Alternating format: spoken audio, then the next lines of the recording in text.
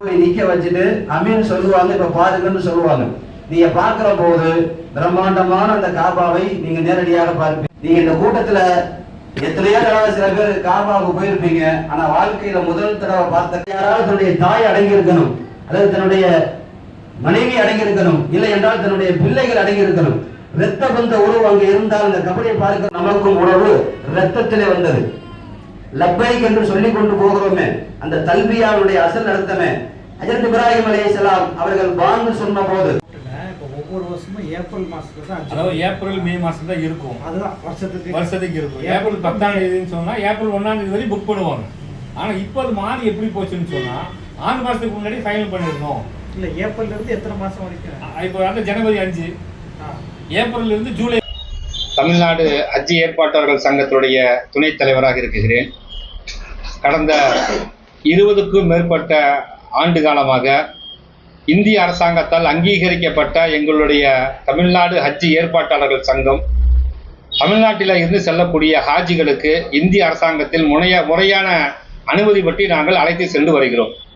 கடந்த காலங்களை பொறுத்தவரை ஹஜ் என்று சொல்லப்பட்டாலே ஹஜ் பயணத்திற்கு 10 நாட்களுக்கு முன்பாக வரை என்னுடைய ஹஜ் பயணத்தை உறுதி செய்து அதற்கு பிறகு பதிவு செய்து அவர்களை ஹஜ்ஜுக்கு அழைத்து செல்வோம். மாறாக இந்த வருடம் 2027ஆம் வருடம் ஹஜ் மற்றும் 2026ஆம் வருட ஹஜ் மட்டும் இந்திய அரசாங்கத்தால் ஜனவரி 15ஆம் தேதிக்குள் உங்கள் ஹஜ் பயணத்தை நீங்கள் முன்பதிவை நிறுத்திக் கொள்ள வேண்டும் என்று அரசாங்கம் சொல்லி இருக்கிறார்கள். கிட்டத்தட்ட 5 மாதங்கள் நமக்கு கால அவகாசம் உண்டு. 5 மாத காலங்கள் இருக்கிறது என்கிற அடிப்படையில் தமிழகத்தில் இருக்கக்கூடிய 2026ஆம் வருடம் ஹஜ்ஜுக்கு செல்லக்கூடிய ஹாஜிகள் கால அவகாசம் இருக்கிறது என்ற அடிப்படையில் முன்பதிவு செய்யாமல் இருக்கிறார்கள். இந்திய திருநாட்டில் குறிப்பாக தமிழகத்தில் 80% மக்கள் ஹஜ்ஜுக்குண்டான முன்பதிவை முடித்து விட்டார்கள். கிட்டத்தட்ட 20% மக்கள் அவர்கள் ஹஜ் பயணம் செல்வதற்கு தயாராக இருந்தும் கால அவகாசம் இருப்பதின் காரணமாக முன்பதிவு செய்யாமல் இருக்கிறார்கள்.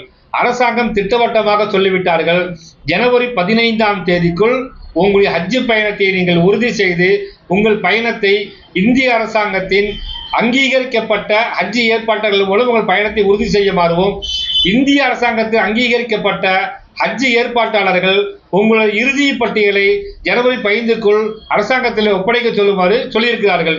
ஆகவே இன்னும் 10 நாட்கள் இருக்கக்கூடிய இந்த நேரத்தில் இதை ஒரு விழிப்புணர்வு பதிவாக நீங்கள் எடுத்துக்கொள்ளலாம்.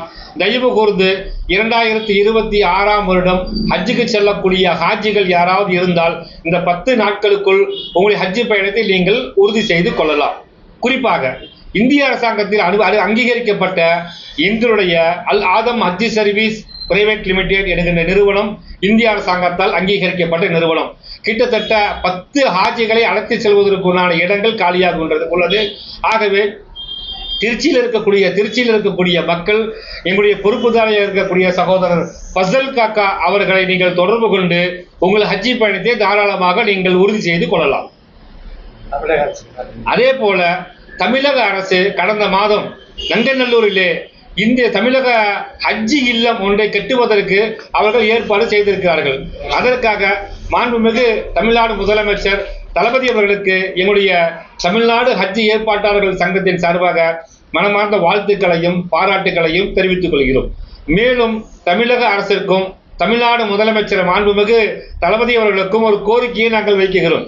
தமிழக அரசு இந்த கட்டடத்தை இந்திய ஹஜ் இல்ல கட்டடத்தை கட்டி முடித்ததற்கு பிறகு அதை நிர்வகிக்கக்கூடிய பொறுப்பை இந்திய அரசாங்கத்தால் அங்கீகரிக்கப்பட்ட எங்களுடைய தமிழ்நாடு ஹஜ் ஏற்பாட்டாளர்கள் சங்கத்திடம் ஒப்படைத்து அதை நிர்வகிக்கக்கூடிய வாய்ப்பை தருமாறு அன்போடு கேட்டுக்கொள்கிறோம். மேலும் தமிழக முதல்வருக்கு மீண்டும் ஒரு கோரிக்கையை நாங்கள் வைக்கிறோம்.